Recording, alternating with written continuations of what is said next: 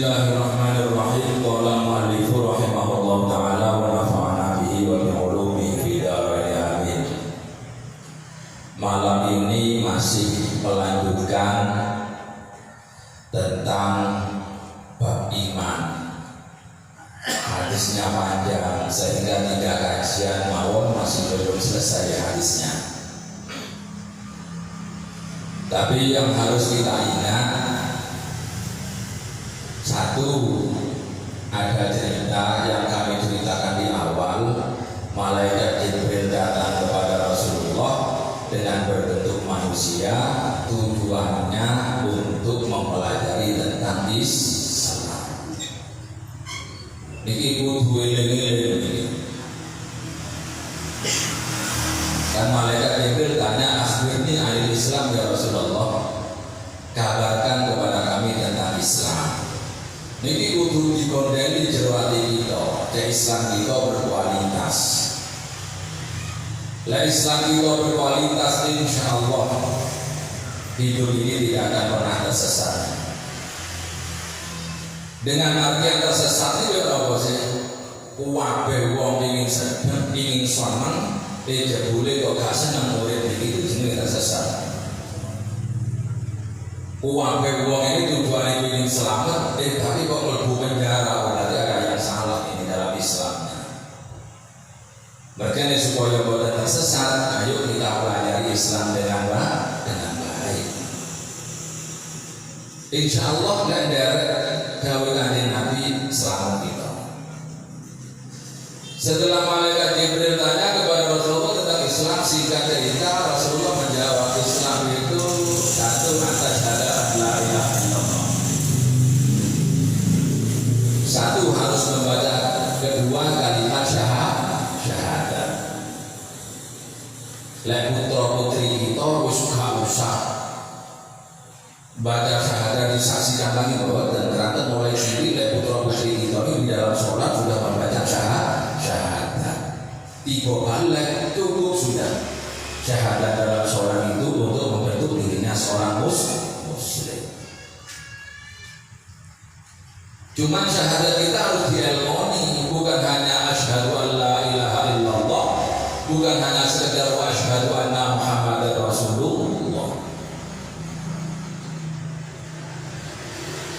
Ikrar kita dengan lisan membaca syahadat, hati kita memang betul-betul yakin. Itu ilmu syahadat. Insya Allah nanti di belakang ada.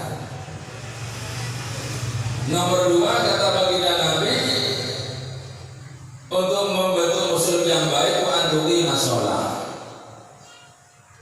Boten kok cukup hanya syahadat dua tok, tapi harus ngelapai sholat 5 waktu. Kulo dari kewajiban ini ditunggakan mawon wong sing durung kau usah ngilokno, kau usah ngerokok aja keliru sama. Gak sembahyang merokok, kau dan Kanjeng Nabi. Ayo ditunggang masing Nabi. Ya Allah, kau doakan kula Gusti kasih dari jagat melampaui sholat, muga-muga sangat paling hidayah, sampai paling maunah pertolongan ya Allah, saya jagat melampaui sholat 5 waktu. Amin ya robbal alamin. Masalah itu tentu kalau lagi kita kate nyala-nyala wong durung tentu yo kita saya siswa sholat. Kuwatir suatu saat kita gak iso wong sing dilono, kita gak iso jebule akhire nggawa iman Islam ajak sholat sapa ngerti iki nomor. Wong lek sudah tutin wong biasa sombong mati mereka boten ansal kali Kanjeng Nabi Muhammad sallallahu alaihi wasallam. Ditungakno mawon disunat. Dulur kula Gusti kasih dereng saged nglampahi sholat garwa kula ya Allah saged maringi maunah ya Allah. Insyaallah efektifan wonten niku daripada kita ngilo-ngilo wong niku. Boten asal kali Kanjeng Nabi. Nanti ada apa ihsan kula sempurnakan keterangannya. Nah, sholat itu para rawuh lek pengin apik kudu ngaji. Sebab sholat itu ada syarat, ada rukun. Jadi sholatnya ini bener ngaji. Syaratnya sholat itu nopo najis, harus suci diri kita dari hadas kecil dan hadas besar. Lek boten belajar kok melok-melok sholat, yo nun sewu, sholat kita ditolak, gak diterima oleh Allah Subhanahu wa ta'ala. Hadas cilik cukup dengan kita berwudu. Rukun wudu ada 6. Niat, membasuh muka, kudu belajar. Kalau selama ini boten paham, mumpung sing angkat umur belajarlah. Insyaallah putra putri jenengan sing ngaos TPI pun paham. Napa bedane syarat kali rukun? Lek syarat kewajiban yang dikerjakan sebelum sholat. Tapi kalau rukun itu sesuatu yang wajib dikerjakan di dalam kita sholat. Ini bedanya syarat dengan rukun. Ini tidak boleh ditinggalkan dua-duanya.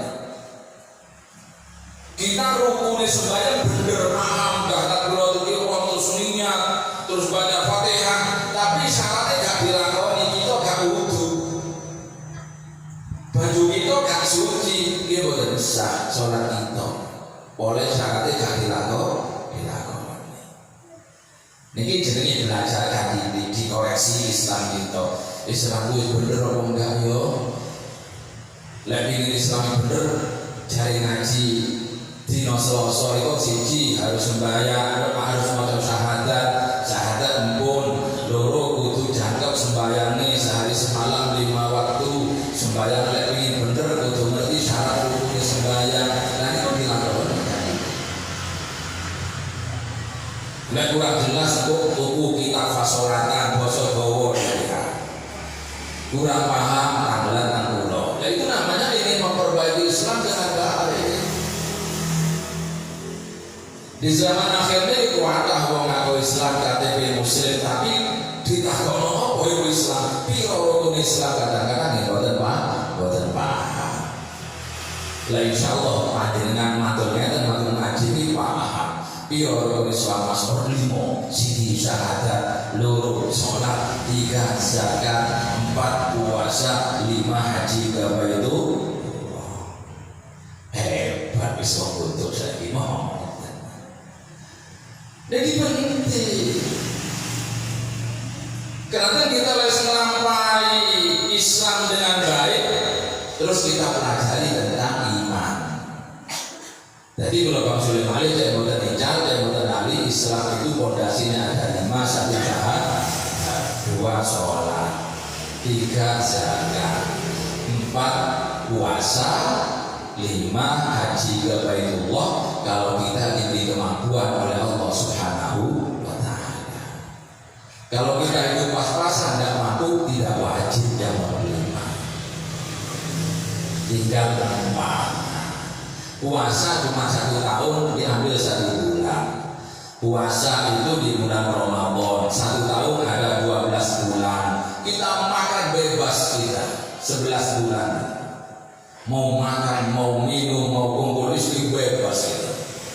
Tapi kita diuji oleh Allah sebagai bentuk maghfirah, sebagai bentuk ampunan yang terbesar Allah berikan di bulan Ramadan. Diuji kita dari 12 bulan. Saya tak coba, wong buntut ini ngaku Islam itu menapa enggak? Tak uji aku hanya 1 bulan, ngekon poso kali Gusti Allah.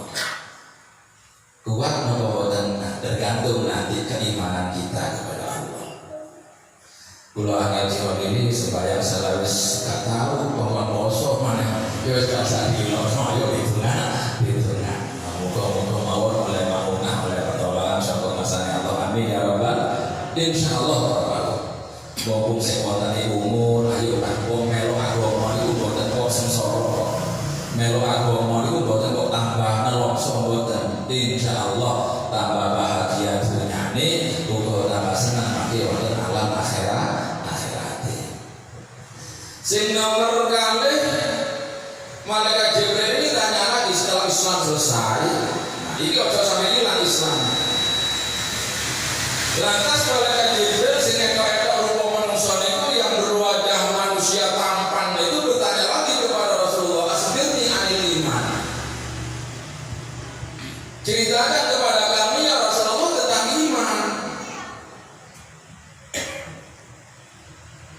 Islam ini adalah bisa dikatakan pedoman dalam hidup.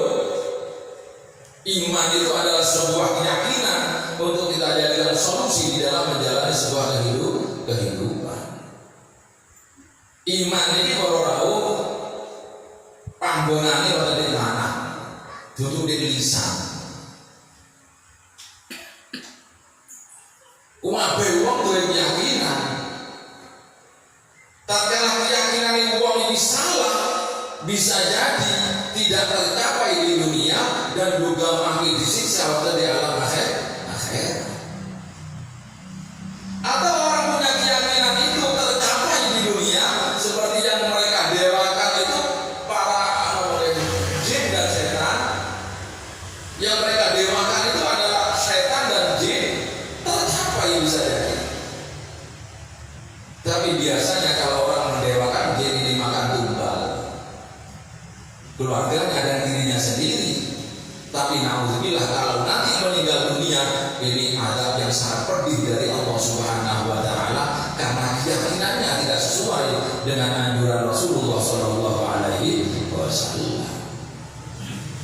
Di dalam surat apa itu Allah berfirman, siapa yang beriman kepada selain Allah maka Allah akan mendapat siksaan yang sangat pedih di sisi Allah Subhanahu wa taala.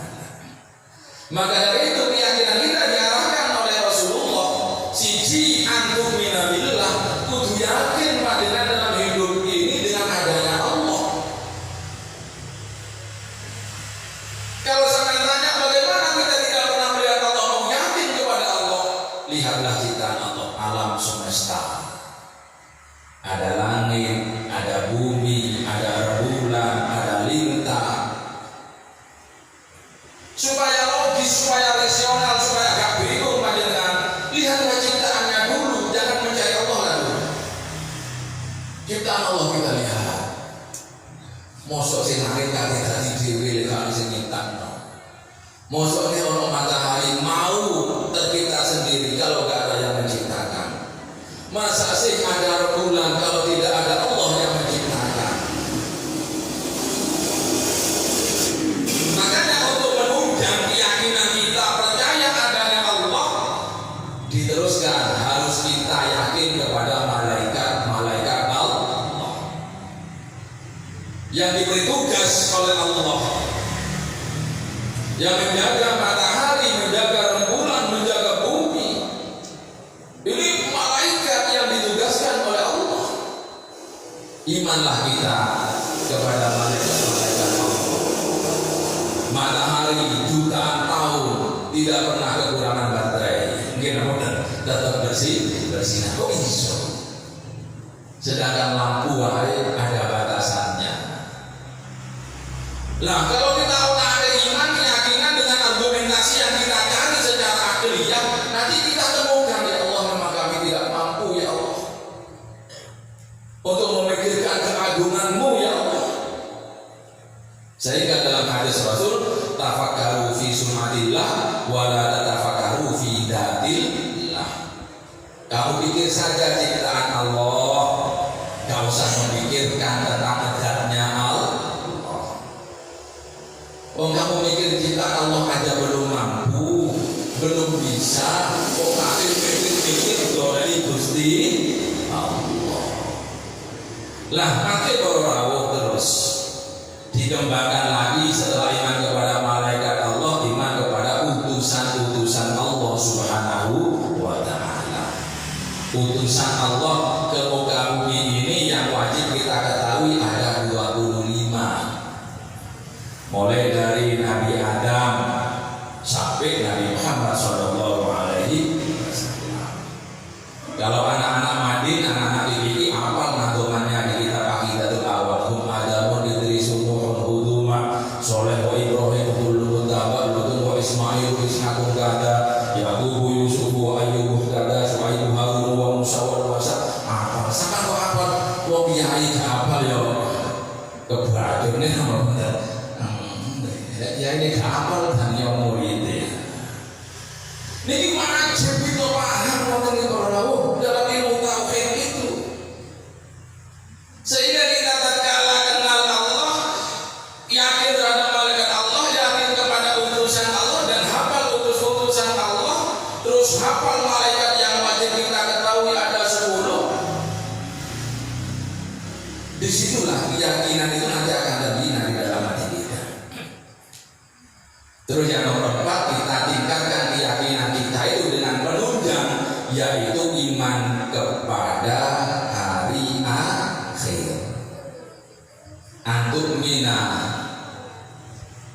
Dia dari Al-Quran itu Alif Lam Mim dzalikal kitabul la raiba fihi hudal lil muttaqin alladzina yu'minuna bil ghaib. Iman terhadap sesuatu yang sama itu termasuk iman kepada hari akhir.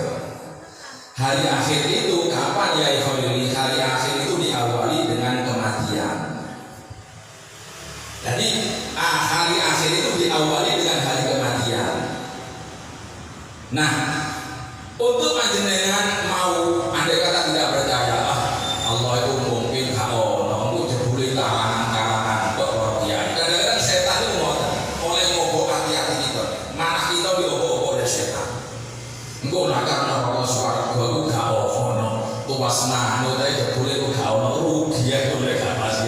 Setan itu bermain loh. Mungkin janji oleh akhirat enak, tak ndok kok jebule gak ono rugi aku. Engko kan kok biasa sing koyo ngono. Nah, panjenengan ono riak-riak kecil yang mau menyelewengkan iman panjenengan, coba sekali lawan namanya dawuh Gusti Allah yang ada di dalam Al-Qur'an. Allah itu di dalam Al-Qur'an Allah itu berfirman dalam hal soal kematian. Terus Gusti Allah tidak jaa ajaluhum la yastakhiruna sa'atan wa la yastaqdimun. Niki Al-Qur'an sing baru. Sampai gak percaya Allah ini coba ayat ini sampai protes, coba sampai ayat ini sampai cari jalan ketidakpercayaan sampean, niscaya tidak akan sampai temukan. Artinya ayat itu tidak ada ajaluhum, apabila sudah datang masanya mereka, masa kematian mereka, tidak bisa maju, tidak bisa mundur. Sampai tidak percaya Allah, protes orang kami oleh aku kami orang dah. Aku itu akan hidup 1000 tahun. Coba ngomong-ngomong. Naudzubillah kesan orang lain gak berani ngomong. Lah ngomong-ngomong dia boten sangat waktu loro anak-anak sangat nyalon. Lho ya koyo mate kok. Dari kali gak mate 1000 tahun. Coba wani lho jangan. Lek gak mampu-mampu lho. Cerdas kaya nopo, ahli kedokteran spesialis kaya nopo, dan akan mampu menentang firman Allah dalam Al-Quran itu. Ayat yang lain Allah juga berfirman, "Aina ma takunu yudrikumul maut walau kuntum fi burujin musyayyadah." Dimanapun kalian berlindung, kami simitan jero kamar yang berlapis tembok setebal apapun. Apabila tiba waktu kematian, yo mati juga. Niku terus Gusti ditahan oleh Allah kita. Kalau tahu mau jauh oleh spesialis ahli jantung, aku tidak akan mati waktu ahli jantung. 1000 orang sudah saya sembuhkan dari analisa saya bahkan mati gak mau. Nah, di saat uang itu gak mungkin urip terus, mbok yo kudu menyerah hati ini lho. Jadi kita niki mbok harus pasrah di mungkin Gusti. Ternyata pinter-pinter kula ilmu dalam bidang kedokteran, ternyata kula mboten saged melawan takdir panjenengan ya Allah bentuk kematian. Jadi rasionalitas seseorang sudah tidak jalan lagi manakala sudah ada ketentuan dari Allah. Kita jadi orang kaya seakan-akan kita hidup selamanya. Kita jadi orang kaya raya, jadi pejabat seakan-akan kita tidak pernah sakit. Jangankan kematian lewat sakit aja kita sudah tersiksa. Harus sadar dong diri Allah. Ternyata wis loro ngeten niki ya Allah. Dunya brono mboten enten apa-apa. Ya Allah. Hanya nikmat sehat darimu ya Allah yang kami bisa bernapas lega ya Allah. Nah jadi lek wis wong iman itu lek wong wis kate naudzubillah lek wong kalimat ayo coba nentang Al-Qur'an 2 ayat saja ternyata yang pasti tidak akan pernah bisa. Ngerti itu Gusti Allah dalam surah Al-Baqarah, wa in kuntum fi raibin mimma nazzalna ala abdina fa'tu bi suratin min mithlihi. Kalau ragu dengan adanya Al-Quran, coba saja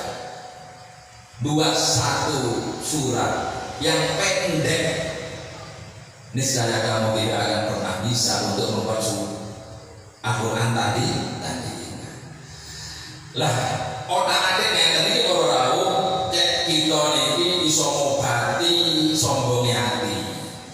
Cek saged iso ngrendahno nafsu sing ana ning ati. Oleh wong niku ora rawuh lek gak mikir-mikir tentang nikmate Allah, gak mikir-mikir tentang akhirat biasa sing ana ning pikiran kita iki mung pengin soge terus. Tapi lek kita imani jalan bahwa nanti ada hari akhir, ada hari kiamat. Hari akhir itu diawali dengan sebuah kematian. Dalam kematian itu ada pertanyaan malaikat mungkar nakir. Kita bisa jawab apa tidak? Setelah hari kiamat ada yang namanya yaumil ba'ts. Yaumil ba'ts itu di mana manusia dihidupkan kembali dari kubur. Untuk apa? Ada kan hisab. Ada hitungan amal. Selama kita mulai balik sampai kita meninggal, catatan amal ini akan diberikan kepada kita untuk kita lihat bahwa apa yang disampaikan Rasulullah dulu betul-betul ada. Tatkala sampai ahli ngaji, ahli berjamaah, ahli zikir, bersyukurlah panjenengan. Sangat delok panjenengan, alhamdulillah.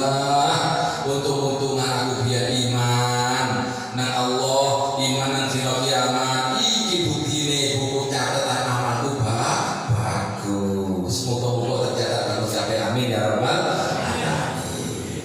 Itu tentang iman. Iman yang nomor 6 adalah harus iman terhadap qada dan takdir Allah.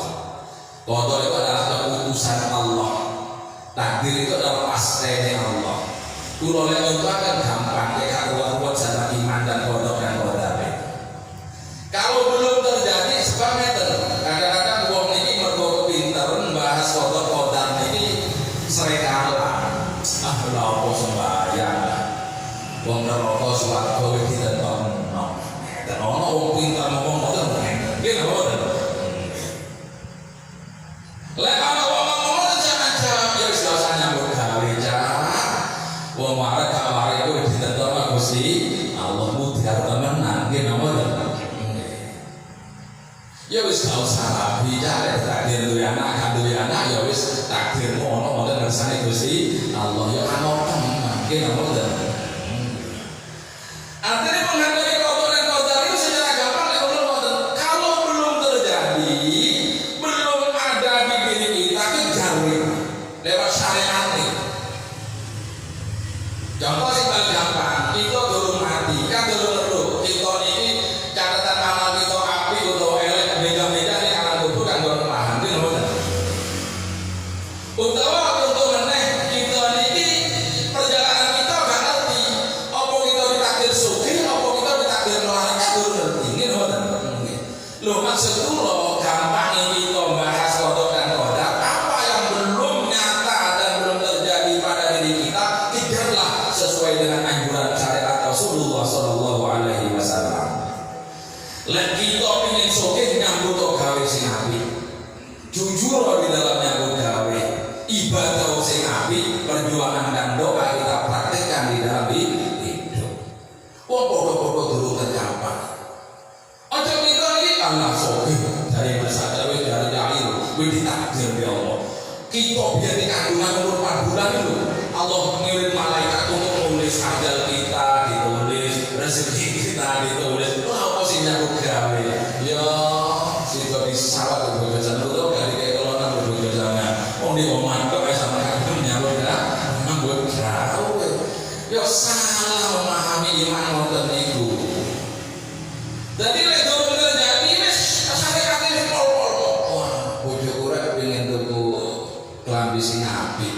Tanggung jawab sebagai suami kerja siang buat malam buat siang. Untuk ngimoni anak ngimoni bojo bagus itu wis. Dene iku oleh-oleh piro barang wis sampean lakoni iku kembali ke takdir Gusti Allah.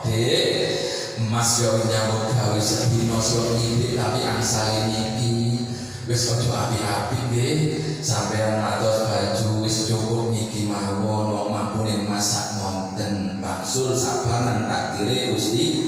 Iku hebat kok, iman bagus.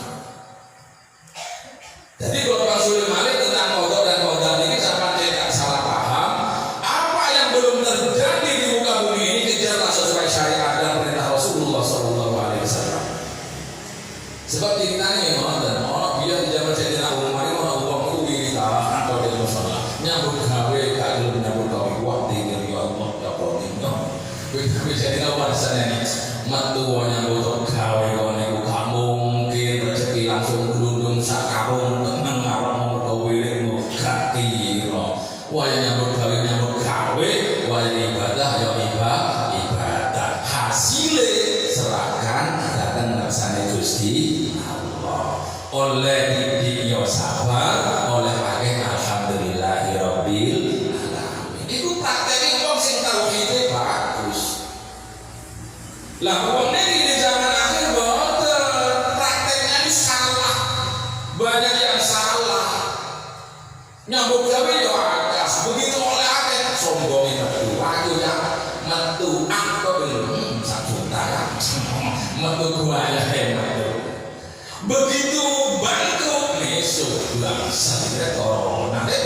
Lagi kan perlu tahu kita boleh ngoten iki. Ngono ngaku muslim sing bagus. Ngaku mukmin sing apik yo kalem Mas. Jadi maksud kula ngaji ayo dielmoni ngomong sama dielmoni lakon sak lakon ayo dielmoni insyaallah barokah. Berkali kiai niku mau corona mau pilot mau gak pilot tenang. Mau ngeten tenang. Wong sudah terbangun keimanan yang baik kepada Allah Subhanahu wa taala. Mati wis dicatet kali Gusti Allah. Umur kita wis dicatet kali Gusti Allah. Syariat dia tetap dilakoni. Setelah interaksi keluar, pulang ya cuci tangan dengan bersih. Kalau agak mencurigakan, kalau ada orang yang memang tak tahu, napa kumpul mencurigakan, yo kita pakai masker. Itu bagus, itu namanya syariat ada yang disalahkan. Bagi orang yang sudah punya keyakinan maafkan itu sudah syariatnya dilakoni, hakikatnya dilakoni. Wong kabeh itu ujung-ujungnya kalau tidak seizin Allah semua itu tidak akan pernah terjadi. Jadi takdir itu lek kaji imani takdir ngoten kula Bang Suli Malik. Tadi lek durung terjadi, ayolah hati-hati dengan baik, usaha dengan baik karena itu anjuran syariat.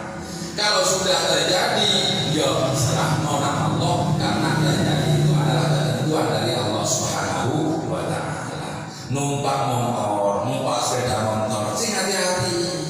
Lek ono jeglongan ya ayo ngiri jenenge syariat. Ojo ono jeglongan lah mate apa dari Allah, wis ditakdir Allah. Ono tak ditandang ya wis takdir samo ngono sampai nawu bilami. Nah, ojo nyoba-nyoba ngono ya ujian temen nambah.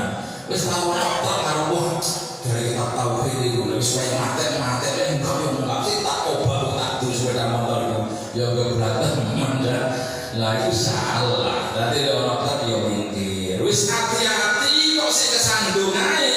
Iku jenenge lek wis untuk takdir yo ojo misuk.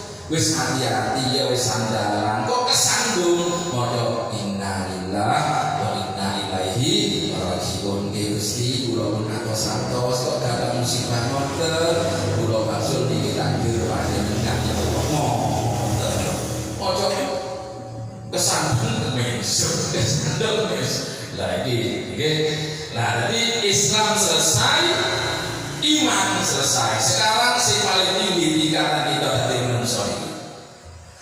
Setelah malaikat itu tanya tentang Islam selesai, tanya tentang iman selesai, malaikat itu tanya lagi kepada Rasulullah. Sahabat ngenteni ini sopo sih kok takonane berkualitas banget. Jadi sahabat itu, wong malaikat Jibril udah modal ngajeni kanjeng Nabi. Waktu ngajinya ini, waktu kumpulnya tadi di masjid. Malaikat Jibril lantas tanya lagi kepada Rasulullah sallallahu alaihi wasallam, "Akhbirni 'anil ihsan."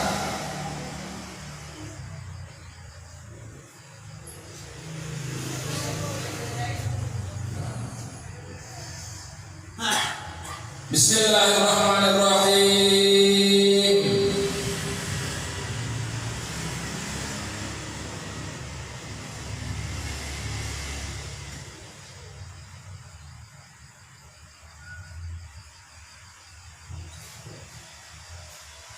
Fa'ajibna lahu yas'aluhu wa yusaddiquhu.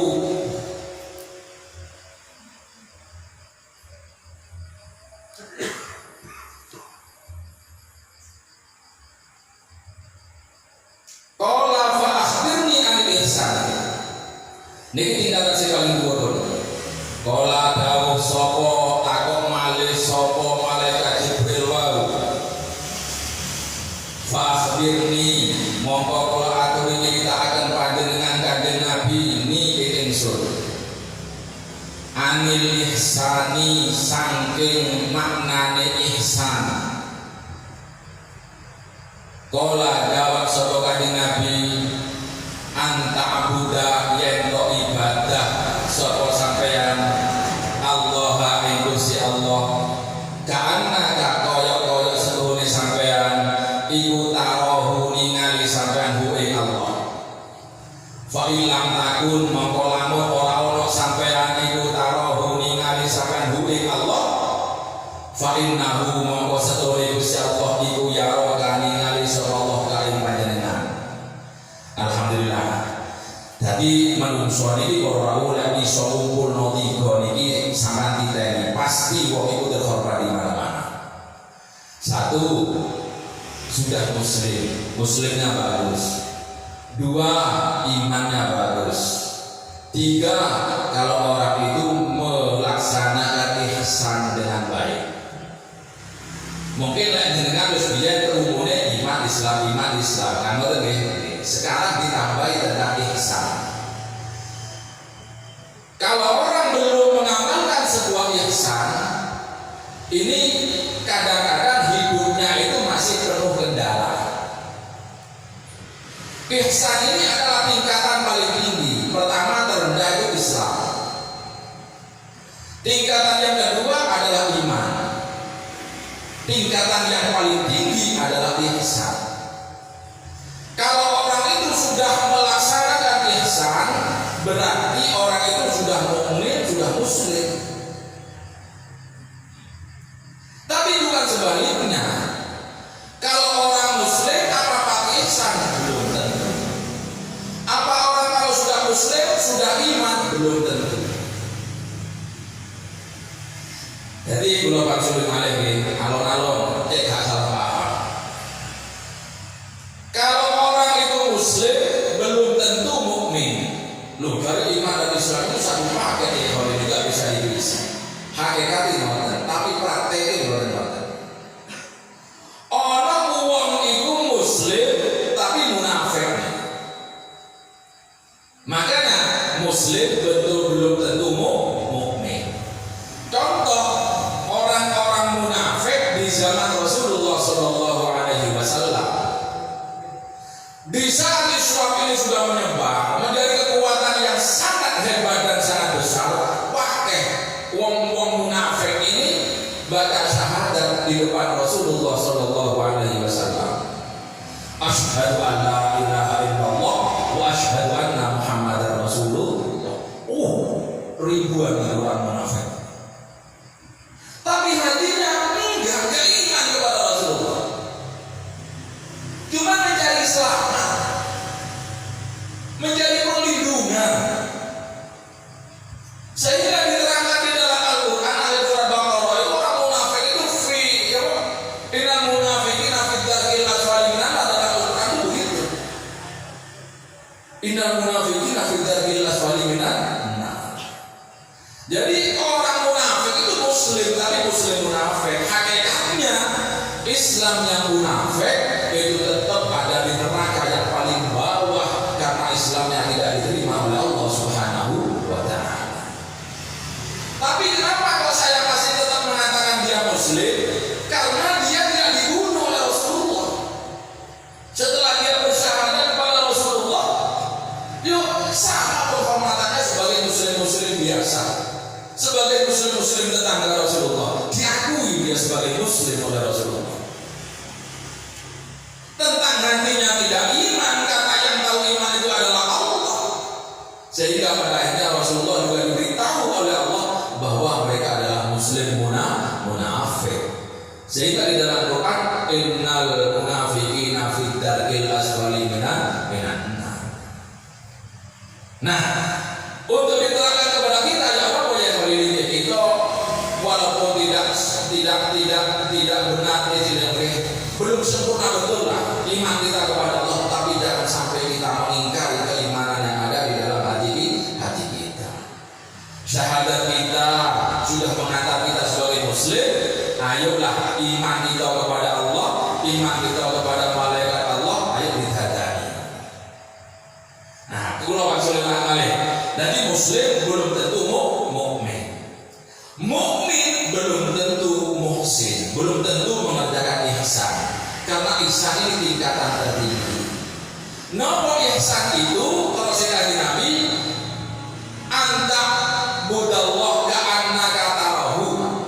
Sembahlah Allah seakan-akan panjenengan melihat Allah. Ibadahlah kamu kepada Allah seakan-akan panjenengan memang melihat Allah. Artinya khusyuk kita di dalam beribadah. Benar kita di dalam beraktivitas.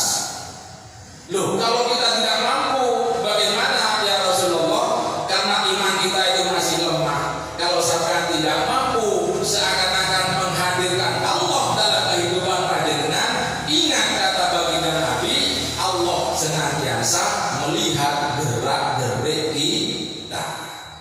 Jadi wong itu lek jero atine niku wis paham, wis duwe keyakinan kok gerak-gerik kita diawasi Gusti Allah, bagus ya.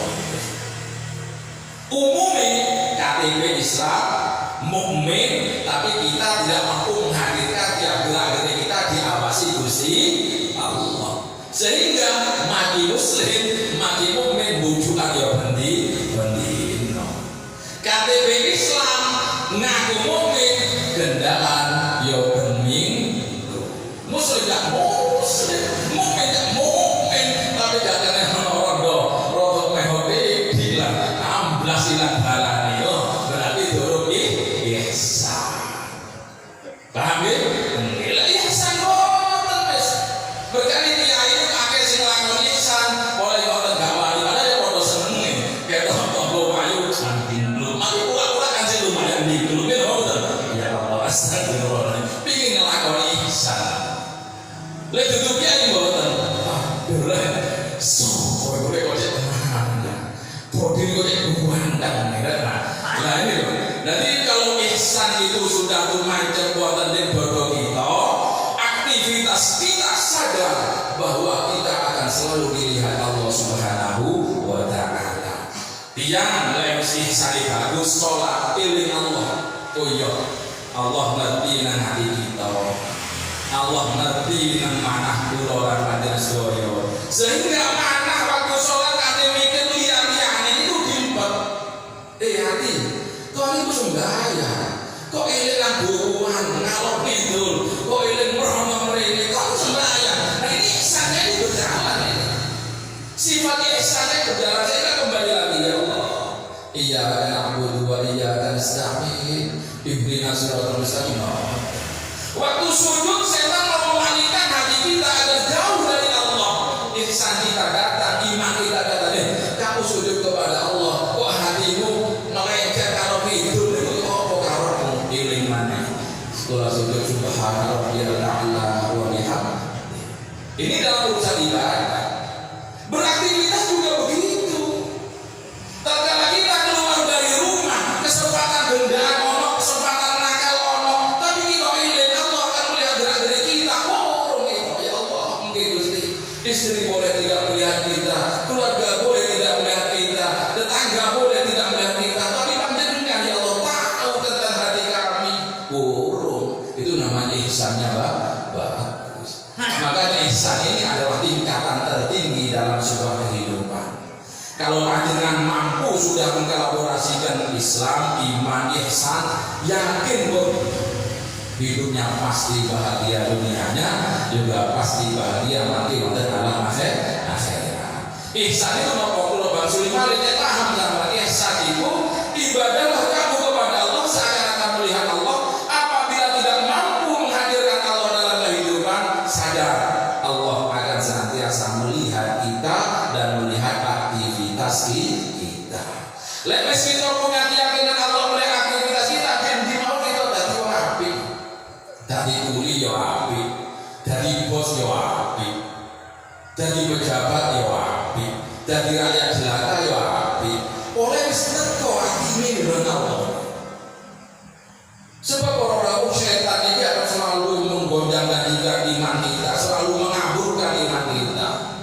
Makanya setan itu telah bersumpah dalam Al-Quran, kalau tidak salah surat Al-A'raf itu, Fabima aghwaytani laqudanna lahum siratal mustaqim, tsumma la'atiyannahum min bayni aydihim wa min khalfihim wa an aymanihim wa an shama'ilihim wa la tajidu aktsarahum syakirin. Ini sumpah setan kepada Allah.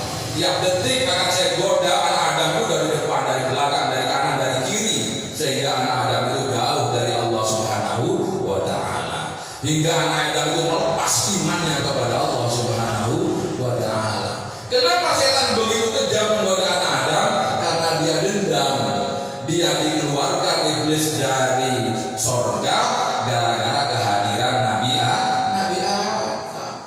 Maka itu panggilan alhamdulillah diciptakan oleh Allah dan wong ngaji. Alhamdulillah saya ngiling-ngiling, saya ngoreksi diri, muga-muga ngaji kita diparingi ilmu manfaat dan Allah, amin ya rabbal alamin. Muga-muga lambat laun keyakinan kita tambah apik, Islam kita tambah bagus, iman kita tambah bagus, amin ya rabbal alamin. Terakhir, hadis ini tentang pertanyaan hari kiamat. Bismillah terakhir. Jadi yang akan datang itu sudah pembahasan yang lain. Lantas malaikat Jibril itu Islam selesai, iman selesai, ihsan selesai. Bertanya lagi malaikat Jibril kepada Rasulullah, akhbirni anisa'ah, akhbirni fa'akhbirni, kalau aku diceritakan panjenengan Nabi ini ingsun anisa'ah di sana dina kiamat. Dan Nabi sangat kandani kok kula tentang hari kiamat. Artinya kapan hari kiamat itu tiba ya Rasulullah? Itu tanya malaikat Jibril. Sahabat ngomong kabeh hebat apa iki. Kapan hari kiamat datang? Lantas kanjeng Nabi menjawab, ayat zamanin tegese ayat zamani wujudi yaumil kiamat tegese tanglet saking zamane tekane dina kiamat. Kala kalau sapa kanjeng Nabi al mas'ul orang utawi wong kang den takoni anha saking dina kiamat itu bi alama lakum pirsa minas sa'il tinimbang saking wong kang takon. Kata bagian Nabi, yang tanya itu sebetulnya lebih tahu daripada yang ditanya. Mulai kanjeng Nabi paham sing takon itu malaikat Jibril, tapi para sahabat boten paham kok niku malaikat Jibril. Mal mas'ul bi alama minas sa'il, kata bagian Nabi. Sing takon itu lebih pintar, lebih paham daripada orang yang ditanya. Lantas malaikat Jibril tanya lagi kepada Rasulullah, kalau takut sama malaikat Jibril, fa'akhbirni, kalau aku ceritakan sampai dengan Nabi ini ingsun an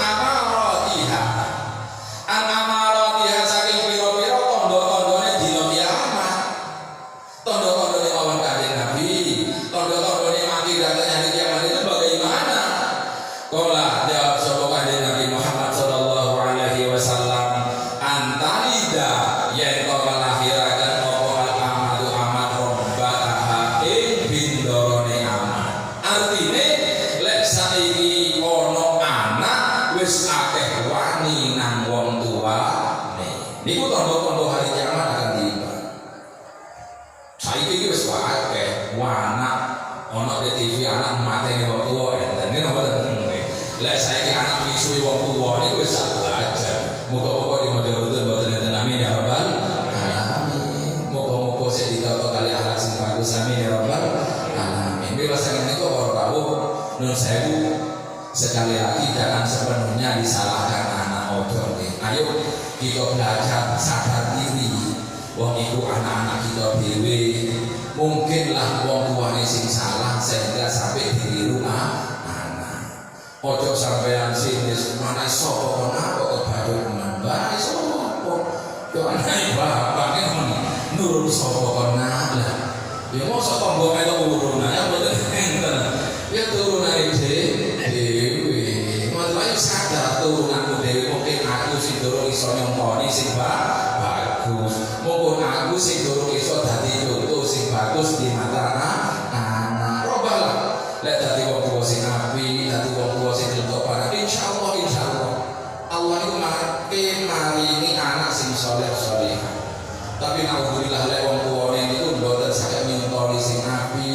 jenengan iki biasa suwe kate anduweni anak sing saleh lan salihah. Muga-muga para rawuh ingkang tansah dalam hormati ngaji kita iki diwaringi ilmu manfaat kali Gusti Allah. Anak putu kita dadi wong sing alim dan